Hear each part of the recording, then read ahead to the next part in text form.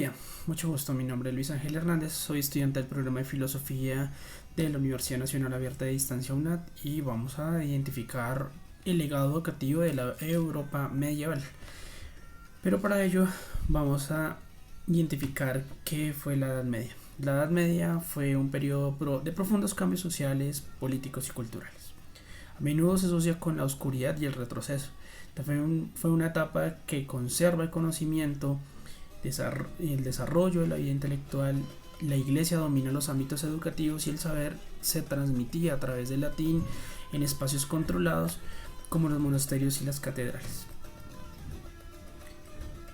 La Edad Media se divide en tres etapas importantes. La primera, la temprana Edad Media, siglos más o menos aproximadamente entre 14 y 9, hay una caída del Imperio Romano, el auge del cristianismo, las escuelas monásticas.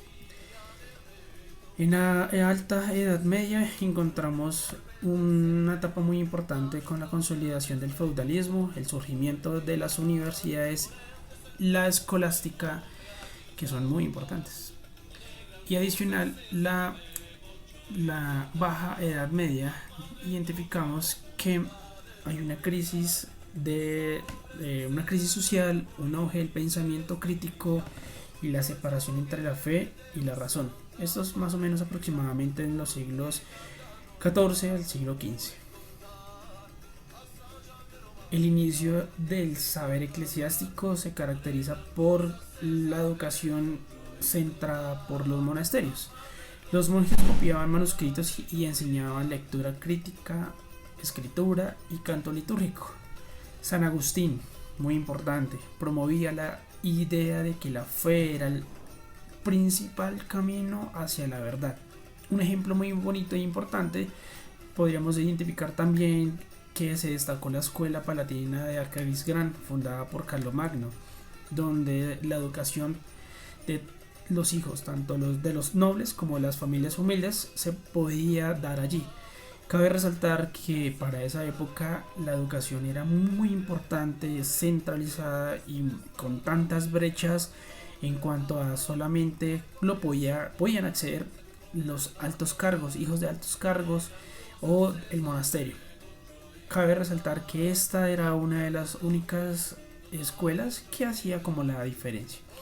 También hay un surgimiento del Alcunio de York y había una idea de la educación monacal y palatina.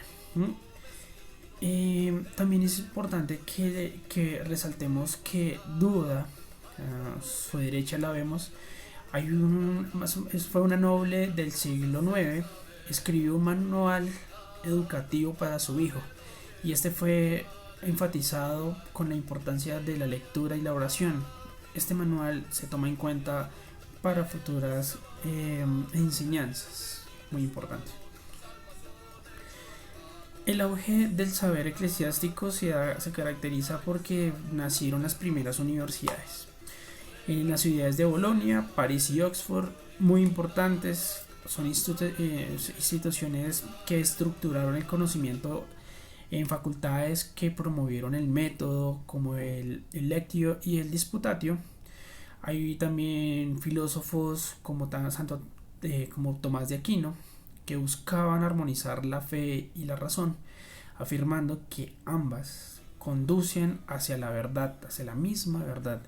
Y este periodo marcó un avance significativo de la sistematización del saber. ¿Qué podemos identificar en el orden y el cuestionamiento? El orden del cuestionamiento. Entonces la Baja Edad Media mantuvo como una crisis en la peste negra y los conflictos religiosos marcados como las cruzadas, ¿no? En este contexto, los pensadores como Guillermo de Ockham, Roger Bacon, se caracterizaron en darle cuestionamiento a ciertos modelos eclesiásticos. Por ejemplo, Ockham argumentaba que la razón no podía probar los misterios de la fe, mientras que Bacon promovía los métodos experimentales. Estos cambios sentaron la base del pensamiento científico moderno, ¿no? Impulsaba, como decíamos, el pensamiento científico y el método empírico.